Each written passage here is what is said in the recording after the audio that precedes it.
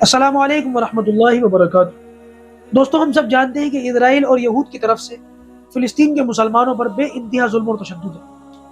Official number اگر بتائیں تو تقریباً 40,000 کے قریب فلسطینی شہید ہو چکے ہیں۔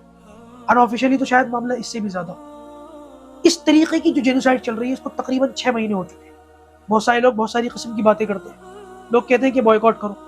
صحیح بات تو یہ ہے کہ اگر مسلمان صحیح طریقے سے بوائیکاٹ کر دے نا تو چند گھنٹوں کے اندر یہ جنگ ختم ہو جائے گی، چند گھنٹوں میں، 4-5 گھنٹے سے زیادہ نہیں لگے گی۔ یہ ہماری کوتاہی ہے، ہماری غفلت۔ بہرحال اس صورتحال کے اندر جہاں مسلمانوں نے بھی کسی نہ کسی طریقے سے غیرت کا یا کسی نہ کسی طریقے سے ہمدردی کا ثبوت دیا ہے، ہم سے غفلت ہوئی، اس بات کو مانا جائے گا، لیکن اس بات سے بھی انکار نہیں ہے کہ مسلمانوں کے دل تڑپتے فلسطین کے لیے۔ وہی اگر مسلم ممالک کی بات کی جائے، پوری دنیا کے اندر تقریباً 55-56 ممالک ہیں جہاں پر اسلامی قانون چلتا ہے، اسلامی حکومت چلتی ہے، یا یہاں پر جو ہے اسلامک پاپولیشن ہے، مسلمانوں کی پاپولیشن ہے، اور زیادہ تر جو ہے مسلمانوں کا معاملہ ہے۔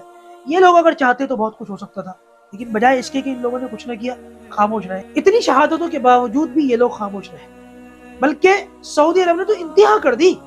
نہ صرف یہ کہ وہ خاموش رہا، بلکہ اس نے اسرائیل کو فل سپورٹ کرنے کی بات کی، حتیٰ کہ شاید آپ کو پتہ نہ ہو، اسرائیل اس جنگ میں جتنا پیٹرول استعمال کر رہا ہے وہ سارا کا سارا یہودی عرب سے جا رہا ہے، سعودی عرب سے جا رہا ہے۔ کیا فرق پڑتا ہے؟ سعودی عرب یہودی عرب ایک ہی ہے۔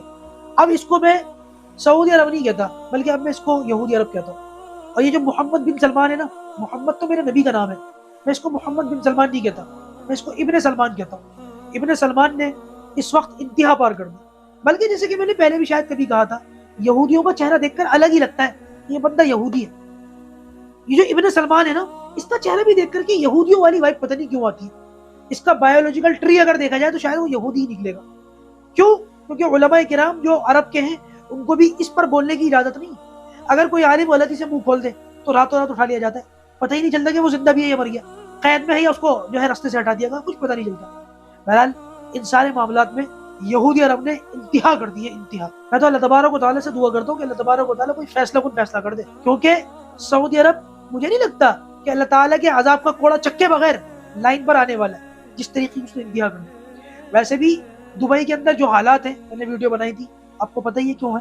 کہنے والوں نے تو یہاں تک کہا کہ شاید دبئی کے اندر جو حالات ہیں وہ فلسطین کے معصوموں کی بددعائیں ہیں، یا ان لوگوں کی اپنی کالی کرتوتوں کا انجام۔